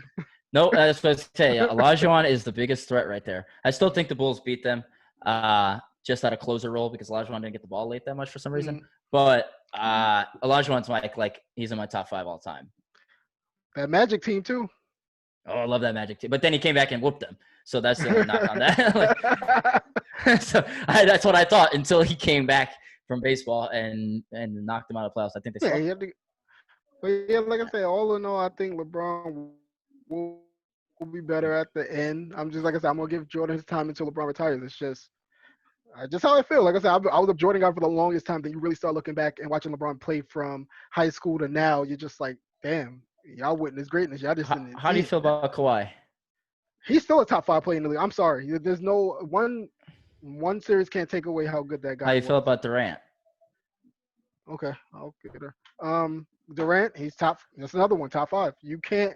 That Achilles injury, that goes a whole different way with the Raptors if he's there. Yeah. Well, no, Durant's exactly. incredible. Yeah, Durant. KD's incredible. But I mean, you look at KD on the Thunder and KD and the Warriors. Like they're like, oh, he averaged this many points. Well, damn it, you have Curry and Clay and Draymond. Exactly. Of course, you get any shot you want. You have your big trying to guard him. It's not going to work. But I think in a league where Jordan and LeBron coexist, Jordan makes LeBron look like those other guys. He's still great. I'm just saying he makes LeBron look like a Durant and a Kawhi, where they're also great, but they're not quite him. And I just think with the I don't know. Jordan was averaging 40 at a time where no one could score 30. Yeah, but LeBron's going to be in Space Jam too, so he is that great. That's true. He's got the better jersey. He's reached that level because there's only 2 people that will have superstarred in the Space Jam movies, and they're the 2 greatest basketball players of all time.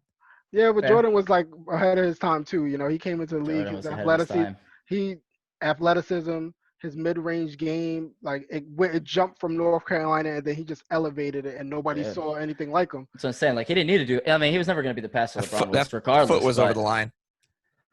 half his foot was over the line. On a half-court dunk. The Monstars, if they weren't grabbing him, he wouldn't have made it. He'll tell me Jordan didn't have to deal with being fouled. The Monstars were the Pistons in the movie. Jacob, I got a question for you though. So you're saying that you're waiting until LeBron retires. So I think LeBron hit 17 seasons already. So if LeBron went out today, was like, this is my last year. If we win it, great. If we don't, whatever. How would you still err on the side of Jordan, or do you think LeBron needs a few more seasons to get there? I think he needs a few more seasons to prove. I think they need to win at least 2 more. Because the championship will mean something, because that's just gonna, and you could tell it kills him with that 6, because say if he goes 6-0, what would be the excuse? If he goes 6-0, what are you gonna say with his numbers? You're gonna go, that's the greatest of all time. People look directly at his rings, because Jordan was so good and he was a closer, and you had to get through Jordan to get to the final. Same thing with LeBron now. You basically, now it's getting a little bit tight now where you really don't have to go through LeBron because it's the other teams now. But pretty much through the 2010s, and all that, who do you have to go through? 8 straight finals. It was all LeBron. That's all you saw. But like I said, when he's done, man, I can't. I understand Jordan. Like I said, I grew up watching him, hating him, but he was the greatest of my lifetime. Like, just growing up, it was Jordan. But you see LeBron now, how can you not say when he's done, he's not going to be the greatest player all the time? 8 straight finals. That's insane. Yeah, I know, but it's the same. It's just insane. Same teams over and over again with him having the best. He was the favorite in 8 of those times, going to the East final. But if we want to go real into it, Kareem. Just saying. Kareem's never going to get the attention though, because it's Never. almost like you look at a guy like Never. John Stockton. Everyone, I mean, Malone's great, but like every NBA former player Forgets. talks about John Stockton as if he was like the toughest thing to guard. But you just see him and he's not like this developed game. Then you look at a guy and I go, who do you want, Iverson or John Stockton? Everyone says Iverson because Iverson has an impactful game. So the thought behind it is that head to head, like there's more value in an Iverson. That's why I was like with the Jordan LeBron thing. Yeah, LeBron could pass, but with a Jordan type player guarding LeBron, he's shown that he folds a lot, like he did in the finals, like I just mentioned with the Mavs and with the Spurs and stuff like that. When you have another guy on him has any kind of size, like a Jimmy Butler or any of these kind of people that have a little bit of legacy behind him, he starts folding. And it's like, I'm not saying he always folds, but he folds a lot of times. We're yet to see LeBron just like, damn, like he had that game 6 against Boston where, he did that was it. That was right. his, that game. And then he had the game 6 or 7 against Detroit where he hit around the back on Billups, steps in and dunks on Tayshaun or whatever, like where he had like the 23 straight points or whatever. Those 2 games, other than those 2 games, there's really Warriors. not. Now that game 6 and 7 was the Warriors. He was actually he did averaged good, a triple double, and he averaged a triple double in that series. Yeah, I'll give him that, but it's just one of those things where it didn't have the vibe of those 2 games. Those 2 games right there were like, man, if you had more of those impactful moments where you were just clearly the guy that night and like no one could do anything about it, I think that's what separates Jordan from LeBron because Jordan, I mean, in a good way, but yeah. I mean, but the thing is sometimes he's too passive in a bad way. So it's like, and it shows that. I feel like Jordan had so many moments that you're like, damn, remember that game? Oh, remember when he finished that? It's just so many moments that it's hard to pick LeBron over Jordan because your mind goes to so many things with Jordan before you even look at the stats. And then also, and Leon said I contested this one, the closest I'll say game-wise that we'll see to Jordan is Kobe because easily. Because he was like mirror of him every move, back to the basket, his fadeaway, just little. Body left shoulder drop. I still do that. I still half my game from Kobe. Half my game from Kobe, not from Jordan, but from Kobe. I'm not even gonna lie. My fadeaway comes from Jordan. I'm not even gonna lie. Oh, really? No, I'm a Kobe. I go to it every game. When it's on the line, you give me the ball, I'm going to the fadeaway. I'm gonna kick my leg out enough so you have no room to get to me. I'll kick Leon in the nuts a few times. He knows that. Dude, I have a friend like that. I do the Kobe like. The one step in pivot, just shoot the 3 on you without any dribble. The jab step right on the elbow. Just wait. You're afraid of the drive. Just pull up and hit the 3. Kobe's man. That's good stuff, man. What about that Spurs series? What Spurs series? The Spurs series where he got swept, or the Spurs series with Ray Allen, or the Spurs series where they lost to Kawhi? Didn't the Heat beat the Spurs? That was the Ray Allen. Yeah, but LeBron was MVP of that series. He's the best player on the team. Of course he's MVP. Right. But Ray Allen bailed him out. And then he came back and lost. Remember, that was 3 years. That was 3 years to the Spurs, the same Spurs team. That was 3 years after everyone said that the Spurs need to blow it up. They're done. They made the finals those 2 times. Well, so he's 1-2 against the Spurs in the finals. Well, the Spurs, they're a dynasty too. No. Like I said, that first one doesn't count. He should have lost. Everyone everyone on that east side would have lost. And then the Ray Allen 3 is the bailout, and I'm not gonna knock it. You still got to get in that situation. And then he lost again with the Kawhi thing. Yeah, the Spurs. Yes, Spurs would be the Spurs. Damn those Spurs.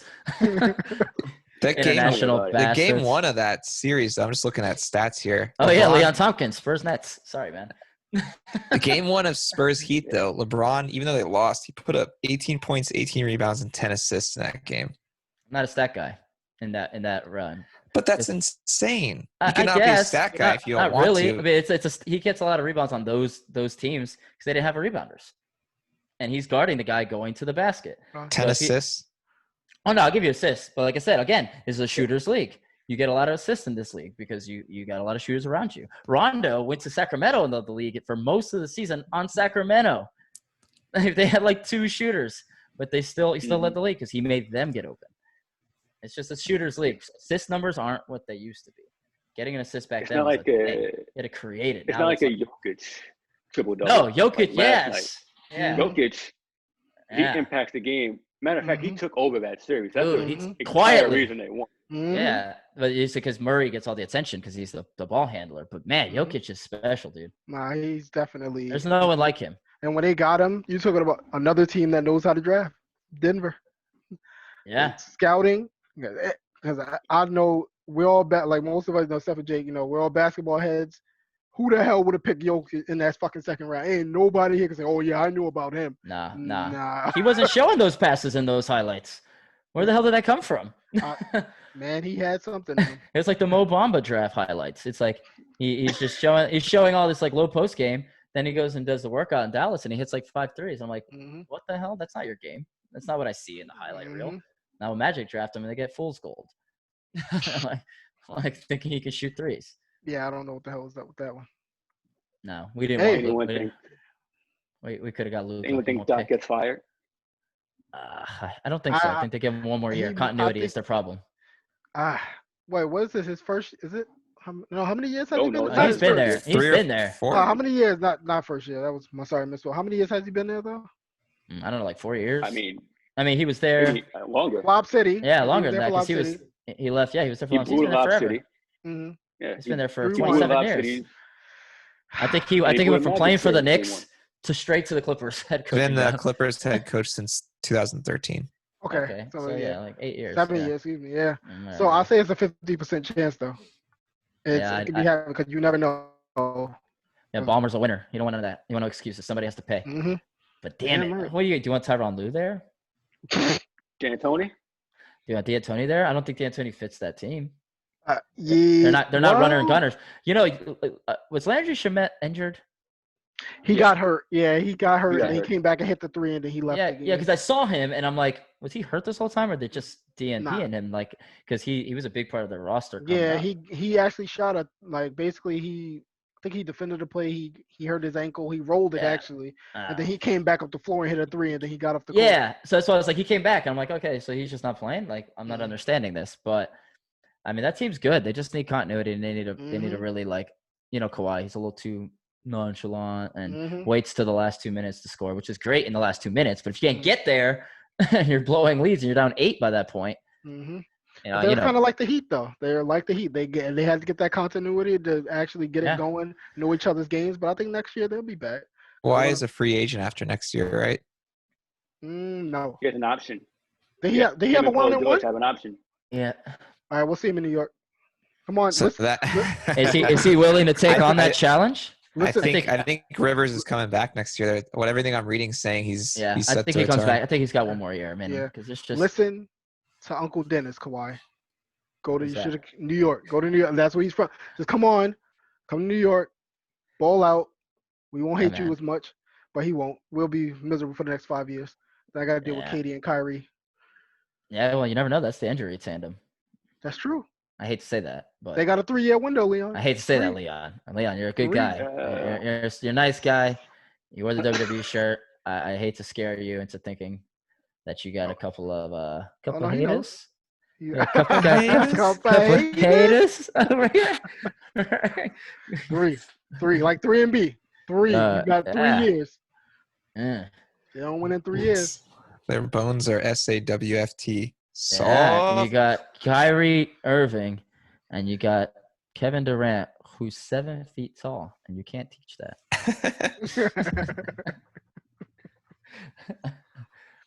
Who you guys have for your finals predictions? It's your show, buddy. Eat Lakers. Eat Lakers. I hate you. I'm gonna go with this one because I said it in the beginning. I got to keep with it. Boston and Denver. I'll go Boston, LA. I don't want that. I want Denver, but I don't know. That's what America wants is Boston, LA. Yeah, I don't want that. Classic. Heat Lakers to me. Yeah. Denver, it sucks because Denver's so entertaining. They're just so not entertaining of a franchise. They're young too. Yeah. You're just like, Like if I told you the Nuggets are in the finals, you gonna watch tonight? It's like, I will, but exactly. Like you watch them enough. But I will say, if the Lakers go to the final, I will be rooting for the Lakers hard. The win for Kobe thing would be just awesome to see. That's the only bright light out of this is that you get the Kobe thing. There's a lot of storylines for any team who wins. There's a lot of cool storylines. You can't write it, man. I love sports. It's I don't understand those guys out there who, they're like, oh, I don't watch sports. I'm like, oh, it's boring. what do you do? Like, oh, I don't know. I'm like, you play video games? Is that your thing? No, I don't do that either. I'm like, Fuck do you do? are you married? Like, what the hell else is there? like, what do you mean? I don't even play video games, but it's just like I used to. I can understand that as an answer, but like, you just go to work and you just watch TV. Yeah. How about I play sports but I don't watch them? When do you play that sports? I don't understand. Are you one of those? You play? When are you going to start playing JJ Redick Schwartz? Because we're going to play these two guys in a little online Zoom horse, and I will suck. I grew we'll up playing do baseball and football. Listen, baseball you don't say and football. You suck. You never know what you have until you step on the court. Exactly. If you need a guy to steal a ball or pass the ball, I'm your dude. But if you're gonna give me the ball and ask me to step back, this is that ball's going 5 feet short. This is Smush Parker. He'll dive out of bounds and throw the ball back in. Jason, let it rain. I'll be wide open and looking for someone. Who wants it? I can see Jake. Let it rain. Rain dance. I'm the only person in the history of basketball. He's a chucker that refuses to cherry pick. I refuse to cherry pick. I hate that crap. I can't stand that shit. Okay. If I was in the situation of cherry picking and wide open, I would be like, nah, I don't want to be that guy. Someone else do it. We had a kid I'm gonna miss a layup. I don't want to miss a layup. We had a kid in our middle school who cherry picked, got the ball, ran on the other side and scored. Oh, no. Didn't know anything. He goes off the jump ball. He didn't know which way to go. He was there accidentally. They threw him the ball, and he ran back the other way and scored on the wrong move. Sorry, buddy. I won't call you out by name, but. Oh man. Oh man. Good stuff. Good stuff, man. Yeah. I'm gonna close out with the ladies here. The women's division in wrestling, it's come a long way. What's your thoughts on the evolution of women's wrestling? I'll start here, I guess. I think it's incredible. I think until like Trish and Lita, women were really just, hey, they're pretty, put them in these stupid bra and panties matches or have them be a manager to a wrestler. They weren't taken as seriously. And I think Trish Stratus and Lita really opened the door for a lot of people. And you have people like Mickie James come in. And since then, I mean, now sometimes they're the best in the business. I mean, I hate to say her name because I couldn't stand her after a while, but Becky Lynch, her promo ability when she was the man for that like first 6 months. I mean, that was up there with like, Ronda Rousey status of UFC. You have, and then just the in-ring ability of like Charlotte Flair, Bayley, Rhea Ripley from NXT, and some of these other divas. You're just like, well, not divas anymore, but these female wrestlers. You're just like, oh my god, and the spots that they're taking and doing, and just you would never dream of that happening. And it's incredible, and I hate to make a man responsible for it, but I do believe that Triple H actually had a big hand in allowing them that stage to perform on, and having 3 women headline WrestleMania. I mean, that's just the icing on the cake right there. Absolutely. That's why he's the game. For how fast it happened, like you said, the Trish and Lita thing. I mean, obviously, like you said, Mickie James and other people like that along the way, Jacqueline, whoever. But for it to go from a handful of people, perhaps, to the entire female roster being just amazing at wrestling, seemingly overnight, is ridiculous. So definitely in a good state. Oh yeah, I love watching those. Like the whole. Remember Sasha Banks and who was it? Charlotte had their what was the Hell in a Cell? What is it? Yeah, they had a Hell in a Cell match. They had a Hell in a Cell match. That was pretty good. So. I mean, Sasha Banks Flair, that rivalry was so good. It was good, man. They just, like you guys said, from going to the bra and panties, you had like hits and pieces of it with those two. Then you had the Molly Hollis who could wrestle but didn't get to shine. Yeah, it's a good but call. Now you got freaking, like you said, what's the other one with the sick ass finisher? I can't. Oh my god, I'm drawing a blank. Ember Moon. Yes. Yes. Yeah. Oh my gosh. Oh, That man. sucks, man. The Yeah. injuries. Oh my goodness, but it's so good watching. Like usually you would just flip when a woman comes on besides the broad. That was the bathroom break. Yeah. We're all guys. It was the bathroom break either way. No, I'm not sure what you're doing there. But yeah, like you see it now. Now it's must watch now. Puppies. Oh yeah, puppies. Barry King Lawler was the goat on that shit. He made it perverted just be really fucking funny, man. And you had wrestlers, like Jacqueline, who was incredible, but unfortunately for her, she was undershadowed because of the really that puppy's persona of Sable and these other Terry and these other women that The cat. exactly were just getting pushed, and like you had to be like only hot and you don't wrestle and that's it. And you have someone like Jacqueline who can actually wrestle in the ring and is fantastic. She gets undershadowed. Unfortunately, she's in an era today. That's a whole different story. She's getting a big push. Mm-hmm. So, Yeah. I'm always impressed with the run Asuka had, as like you never see a female with a dominant run like that and just make everyone look just like nothing. It's the Goldberg stuff. Mm-hmm. Granted, Vince fucked all that up, but for the shine, for a woman to have that kind of run, it just shows the level of where the game is going. And there's a lot of athletic females there, and much like basketball, they deserve, the respect and the recognition they deserve. Yeah, go Mercury. Which leads me there you go. right in to the playoffs. The Connecticut Sun defeated the Sky last night in the playoff matchup. My girl Vandersloot averaged a double-double for the season. I think 18 and 10. So she did average 10 assists. But Alyssa Thomas had a near triple-double.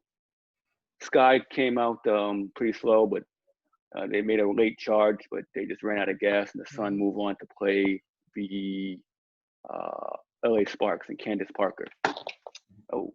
Motherfucker dropped his damn thing again. Yeah, man. There you go. And the game of the night was the Mercury and the Washington Mystics. Mm-hmm. The Mystics won 5 of the last 6 to get the 8th spot. They were battling with the Atlanta Dream and the Dallas Wings. Agumba Wale, leading scorer. It's my girl. But the Mystics, Hines Allen, won 5 out of 6 to get this spot, and they were up for a good portion of the game. Diggins Smith and Tarasi struggling in the first half, and in the fourth quarter they just turned it on. Diggins, not just a pretty face. She'll bust your ass. Diana Kobe Tarasi. Go. And rocked the Kobe jersey, dropped 34. And she's been on a tear lately, just knocking down threes. But this was a really exciting finish. See Tarasi with the pull-up. GOAT, in my opinion. I don't know about you guys. I'm with it. Absolutely. Change the game. Push it, Barry. We all pushing this. Definitely for me. And sort of Mercury was up 4. Lonnie Mitchell of the Mystics had a real good shooting night. Brought them within 1, and Diggins Smith here with the turnover. Neeson with the layup puts the Mystics up by 1. Get down to 6 seconds left. This right here. This is the coldest shot I've seen all year. Well, watch it. Fake. Nope. Bang. Sean Elliott, Blazers, Spurs. Finished them off. This first round is single elimination. The Mercury will go on to play the Minnesota Lynx. That's also a single elimination game. The way that bracket works, they move on to the third round, where it's the best 2 out of 3 And in the finals is best of 5 series. The top 2 seeds, the Storm and the Aces. That's what they're waiting for the winners of the previous series. But all in all, it was a good finish to that season. Been aware on social justice, but like you said, Triple H leading the charge for women in wrestling. Kobe Bryant was leading the way for the change in women's basketball. Oh, aren't they scoring more points the last 2 seasons than they ever had?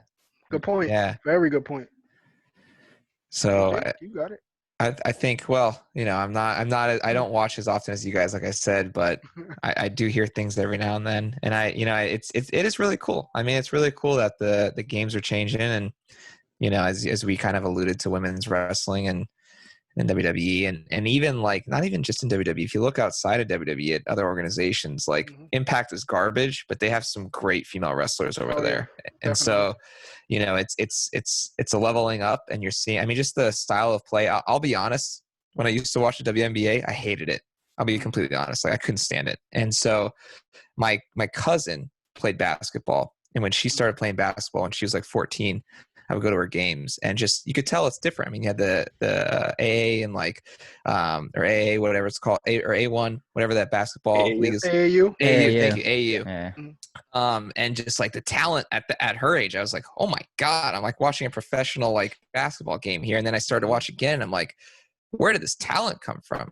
I mean, you had like a couple of players that were like superstars back in the day, but not much. And the flirting with dunking, but now it's just different. It's a totally different ball game. The competition. Yeah, Candace Parker coming in the league with Tarasi there definitely changed the way ball handling is, the way of creating your own spaces, and on the perimeter. Not necessarily just on the 3, but in the mid range. A lot of people started. You see after them, you see, and Becky Hammond too as well. You get a lot of people ball handling more and things like that. Before it used to be like, you get some of the taller girls and more low post game, but they changed the way, especially Tarasi. She's changed the whole wave of basketball for women. I love it. Yeah, it's really, really amazing to see. Leading scorer Ogunbowale, if you check out her highlights, like her ball handling, her pull-up game is just out of this world. And the Liberty, Sabrina Inioscu, unfortunately rolled her ankle like the second game of the season. That sucked. Yeah, I was looking forward to that. That was so bad. It's Kobe's girl right there, or vice versa. Yeah. Like the second game, she almost had a triple-double herself. So I think just like wrestling, the evolution of women's basketball is going to grow, and hopefully, it'll be more mainstream as we move along. Yeah, that's the only thing right now is the marketing. They just need more, more favorable start times, more favorable days of the week, because they bury them in between like other big events. And it's like, I gave my night to watch this thing Tuesday or Wednesday, and then you want to put this on Thursday, and then Friday's another great thing. And it's like, exactly. Like I already gave Wednesday to do the NBA or, whatever, and some other league. And then it's like, I can't give 3 nights in a row if I have to also watch Friday. So they just need to find the right slot, and it's kind of like hockey's problem, but we'll see what they do. Hockey. Yeah, we don't mention that. I love hockey. No, I'm kidding. He said, I like the Rangers, so I'm a Rangers fan too. Oh, you have two of the same city finally that you root for. Yeah. That's good. I grew up with my uncles and my dad, and dad's Yankee fan. Uncles were Rangers fans. Watched it growing up. Grew up near Boston. So watched Larry Bird. Larry Bird fan. That was the big thing back then. Watched Larry as a kid. I was like, hockey. Larry Bird played hockey. Yeah, Him and Wayne Gretzky are the same guy. I've never seen them in the same place at the same time. The hick from French Lick, man. Kind of like the Hurricane. Stand back. Stand back. The Rock versus the Hurricane, one of my favorite matches. My God, that freaking segment was so great. Wait, was that Stand Back reference to the Hurricane or Vince McMahon in that video song that he did? Oh, that was the Hurricane. That was definitely Hurricane. Is it Stand Back or Stay in the Back? Yes, for Hurricane? Yeah. It's Stand Back. Stand back. When I was a kid, I was like, stay in the back. Stand Don't back. come out here to come wrestle me. Like stay back So there. I got to jet out early because apparently there's reptiles running wild in my house right now. Reptar. Oh man. Reptar. So Rugrats in this bitch. cool. Before we close out, I guess when's the next time we can catch your show, and what do you guys have upcoming? We'll probably roll into next Thursday. Next Thursday, I should say, not tomorrow. We're gonna blend today's show. Oh, knocking over my thing. Blend today's show. So yeah, nonetheless, whatever. I'll roll with this. So yeah, next Thursday, 8:00 will definitely be it. We Eastern time. Eastern time. Good point. I forget that we got a little global thing here. For all the people in Turkmenistan, that's 8:00 Eastern. Yeah, so definitely a lot of things going on with Roman Reigns, the development on that. We got Clash of Champions coming up soon. A week gap here, as we just mentioned. So we'll go into next week. Have a lot of that build heading up to the pay-per-view. So that'll probably lead some pop culture stuff, touch on the NBA, and we'll get into some other things as well. So look forward to it. We'll have to have you guys come on PodJobbers one of these days. Oh, yeah, I would love that. Absolutely. Yeah, so that's up to you guys. You want to head about over a takeover? You want to head over next Thursday? Oh, there you go. You want to head over next Thursday? It's up to you guys. You got the offer. I know you have your Wednesday show as well. For us, Brett couldn't do the Wednesday show, and I couldn't do tomorrow specifically for something I got to do. So with that being said, otherwise I would have been able to do tomorrow's. So if you guys want to come on next week, up to you. I'll take you up on that. Yeah, definitely. Well, anytime. That'll definitely be a cool thing. I'm sure Jake and Brett are down with that as well, because they're not down for that. We got 2 words for them anyway. So nonetheless, yeah, next Thursday, you want to come on along, do your Wednesday show as well, because we love that. And then roll in on Thursday. Sir. Cool. That's great, man. Nice to bring some intensity, integrity, and some intelligence to it. So yeah, no intensity. We don't have any intensity. We got people jumping left and right between teams. No integrity. I need Angel's song to play and for us to shout, "You suck," at CL Kid. There you go. That's all right. As they say, best in the world, CM Punk. Love it when the haters yell, "CL sucks." A line in my song. Catch that. Just a little line in one of my songs there. I like that. I like that. That's for Jake, since he loves his CM Punk references. Yeah, I like that. Even on this show, we had 2 or 3 CM Punk references. Yeah, and I thought you were going to go there with Becky Lynch, too. Good stuff, guys. Thank you so much for having us on, boyos. Yeah, really appreciate it. Absolutely. For sure. That was great stuff. Thank you. That's great.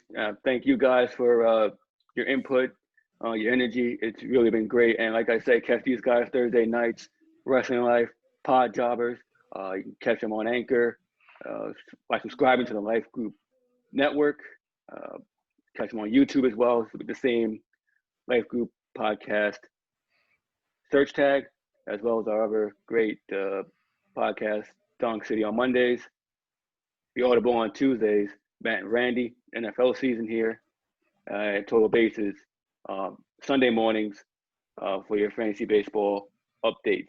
But I'd like to thank you again, CL Kid, my man JJ Reddick Schwartz, throwing up air balls, playoff.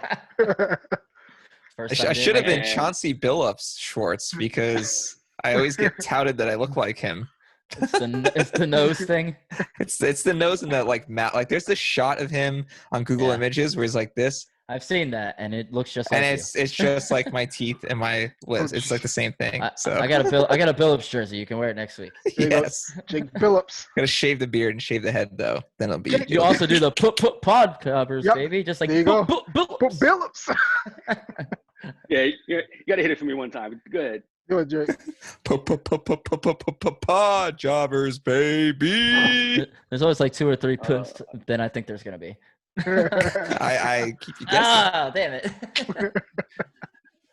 Oh, I love it. Yeah, that's great. Thanks again to you guys, man, and Thank Jacob. Catch us again next week. Yes, sir. Same time, same place, and catch these guys Thursday nights. And until then, ball out. Believe that.